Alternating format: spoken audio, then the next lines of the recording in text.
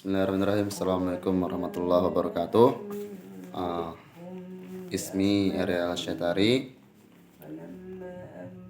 Wal'an ana mustawassanil ali lidirasati tarbiyah fi darul fatah.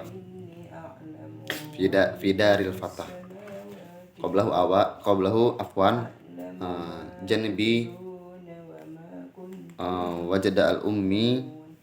wajada al-ummi yaqra'ul Qur'an.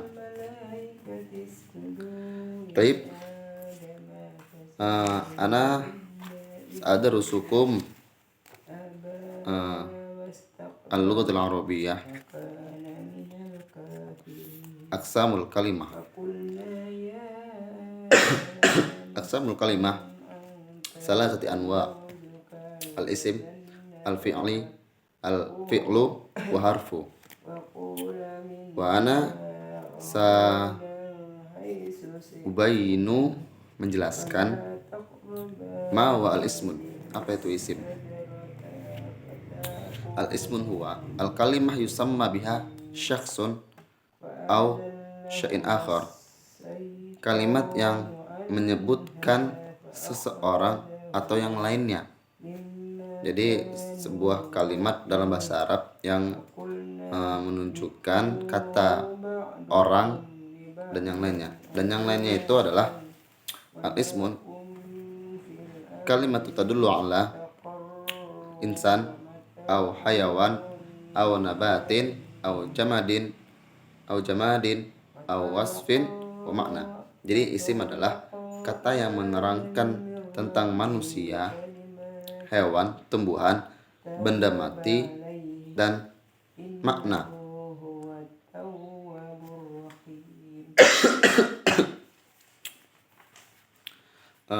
Misal, ya al-misal Ahmad. Ahmad ini kan nama orang. Nah, untuk kata Ahmad itu termasuk isim insan, isim yang menunjukkan manusia. Kemudian ada Jamal. Jamal ini artinya bagus. Ya. Jamal. Jamal ini artinya unta. Beda ya, kalau tadi itu Jamil. Kalau Jamal itu artinya unta, ya. Nah, kata unta ini termasuk isim hayawan atau yang menunjukkan pada hewan. Kemudian contoh ada Zahratun. Zahratun ini artinya mawar. Nah, mawar ini termasuk isim nabat yang menunjukkan untuk tumbuhan, ya. Atau misalnya syajarah. Syajarah kan artinya pohon. Nah, itu termasuk dengan isim nabat yang menunjukkan kepada tumbuhan. Kemudian ada sarir yang artinya ranjang. Termasuk isim jamat. Nah, isim jamat yang menunjukkan benda mati. Jadi jamat itu maksudnya benda mati. Kemudian ada kata shaghir. Nah, shaghir ini artinya kecil. Jadi termasuk isim wasfu yang menunjukkan kata sifat. Nah, kecil itu kan termasuk kata sifat. Setelah itu ada nasyad. Nah, nasyad ini adalah apa nasyad itu? Apa nusuk ansa? Termasuk isim makna yang menunjukkan makna. Jadi penjelasan itu makna. Oke. Untuk sebagai contoh, saya akan memberikan beberapa contoh dari kalimat. Al-misal qara'a Muhammadun al-kitab.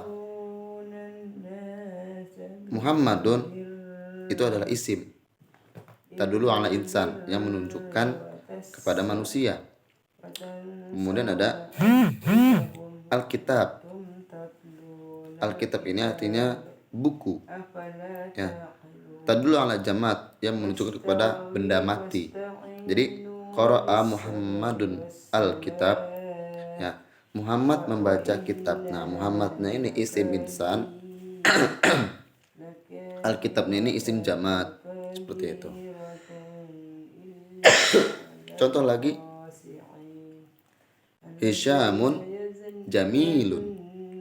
Hisyam itu nama manusia, nama seseorang. Nah, ini maka dia masuk ke dalam kategori isim insan karena menunjukkan manusia, nama manusia.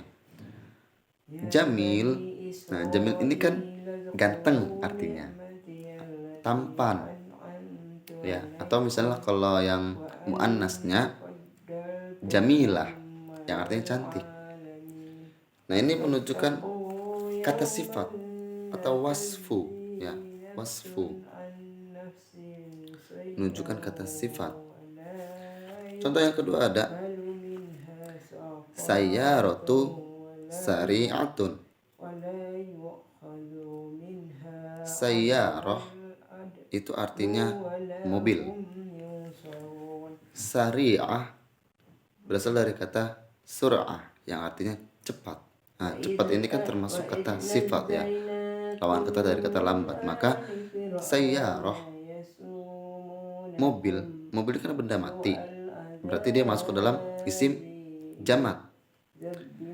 Dan sari'ah, cepat, itu masuk ke dalam isim wasfu yang artinya menunjukkan kepada sifat. Contoh lagi ada al-qamhu rakhisun. Al-qamhu rakhisun. Qamhu itu artinya kedelai. Kedelai. Qamhu artinya kedelai. Kedelai ini kan biji-bijian, maka dia masuk ke dalam kategori tumbuh-tumbuhan. Nah, maka dia tadullu ala isim nabat yang masuk dalam kategori isim tumbuhan, kata tumbuhan. Rakhisun itu artinya murah. Nah, murah ini kan bukan benda, bukan sifat, ya, tapi dia masuk ke dalam kategori makna. Maka rakhisun itu termasuk isim makna yang menunjukkan makna kalau ya dia murah, itu harganya murah. Kemudian contoh yang lain ada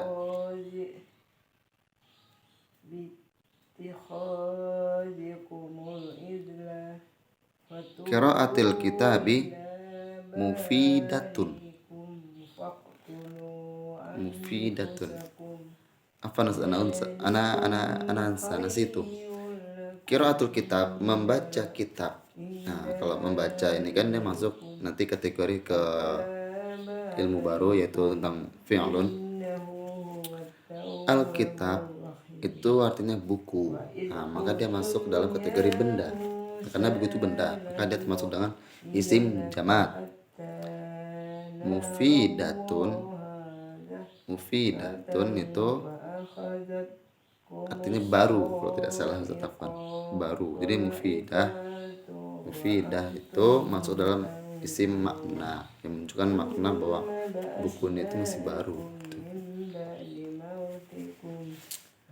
Oke.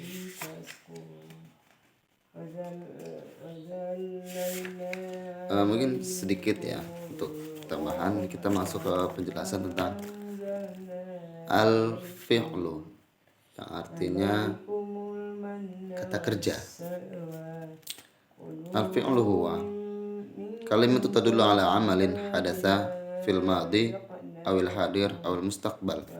Jadi sebuah kalimat yang menunjukkan kepada suatu pekerjaan yang mana dikerjakan pada masa lampau, masa kini, ya, atau yang sekarang yang ada, awil mustaqbal, atau yang akan terjadi, seperti itu.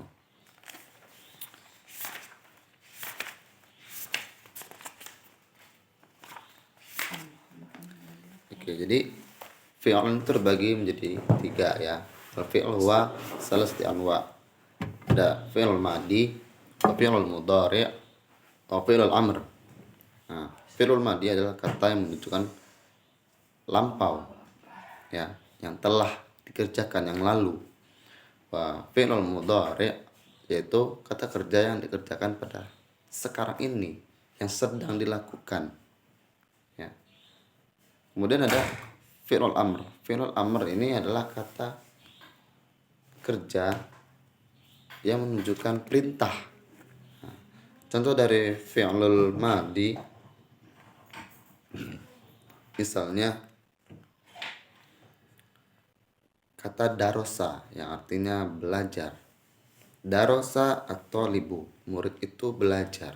Ya, murid itu telah belajar. Darosa telah, ya telah belajar. Kemudian kalau yang fi'il mudhari, yadrusu atau lib.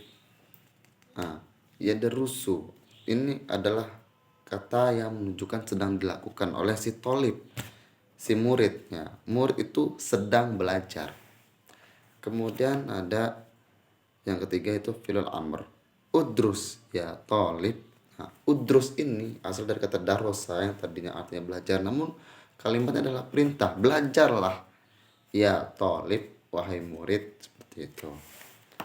Taib, mungkin hadza minni, mungkin hanya ini dari saya.